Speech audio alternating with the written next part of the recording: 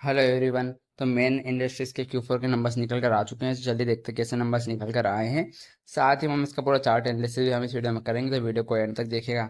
अब देखिए रिजल्ट तो आ चुके हैं। अब रिजल्ट के बाद जो हमें Q4 का गाइडेंस निकल के आएगा, हमें कैसे आगे जाके कंपनी की ग्रोथ, फ्यूचर ग्रोथ देखने को मिल सकती है, वो हमें मैनेजमेंट की कमेंट से पता चलेगा। जैसे ही मैनेजमेंट की कमेंट निकल के आती है, मैं आपको सबसे पहले अपडेट कर दूंगा। उसके लिए सब्सक्राइब करना ना भूले, ताकि कोई भी अपडेट निकल के आए सबसे पहले आपको पता चल सके। चलिए देखते हैं कैसे नंबर्स निकल कर आए हैं। डिविडेंड नहीं दिया गया है, जी हाँ, कोई डिविडेंड नहीं दिया गया है।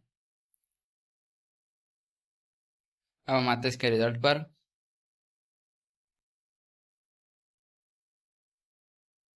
ओहो,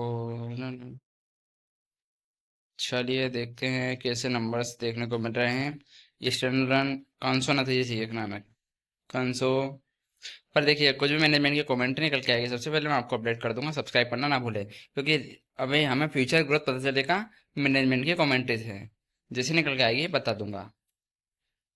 इसके कंसोलिडेटेड नतीजे ये रहे। तो इसके एक अंशों नतीजे हमें देखने को मिल रहे हैं। सारे फिगर्स लेक्स में दे रखे, तो मैं आपको करोड़ में कन्वर्ट करके बताऊंगा। जितने फिगर्स है सारे मैं करोड़ में आपको बताऊंगा। आपको बताऊंगा मैं सिर्फ नेट रेवेन्यू, ना कि टोटल इनकम नहीं बताने वाला हूँ। देखिए, तो लास्ट जो कंपनी का रेवेन्यू देखने को मिला था हमें 810 करोड़ रुपए। जी हाँ, कंपनी का लास्ट ईयर जो रेवेन्यू हमें देखने को मिला था वो 810 करोड़ रुपए का था।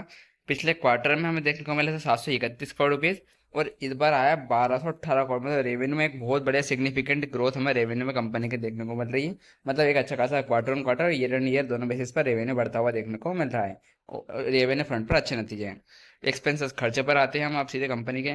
लास्ट ईयर जो कंपनी के खर्चे थे वो थे 792 करोड़, 792 करोड़ के खर्चे थे। और इस बार लास्ट क्वार्टर में थे 690 करोड़।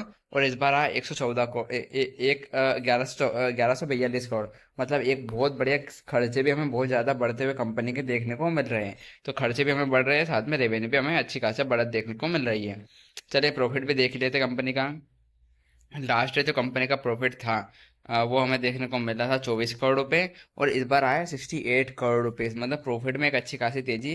क्वार्टर ऑन क्वार्टर था 34 करोड़ रुपए, इस बार 68 करोड़ रुपए। मतलब ईयर ऑन ईयर बेसिस पे हम कह सकते हैं ऑलमोस्ट हमें 3 गुना प्रॉफिट होता हुआ देखने को मिल रहा है। और वहीं क्वार्टर ऑन क्वार्टर बेसिस पे हमें 2 गुना प्रॉफिट होता हुआ देखने को मिल रहा है। मतलब प्रॉफिट में एक अच्छी खासी बढ़त हमें देखने को मिल रही है। बहुत बढ़िया रिजल्ट हम कह सकते हैं कंपनी के। ईपीएस अर्निंग पर शेयर पिछली बार से 4 रुपये, इस बार आ गई है 9 रुपये 15 पैसे। मतलब क्वार्टर ईयर ऑन ईयर हमें ऑलमोस्ट डबल हो चुकी है ईपीएस।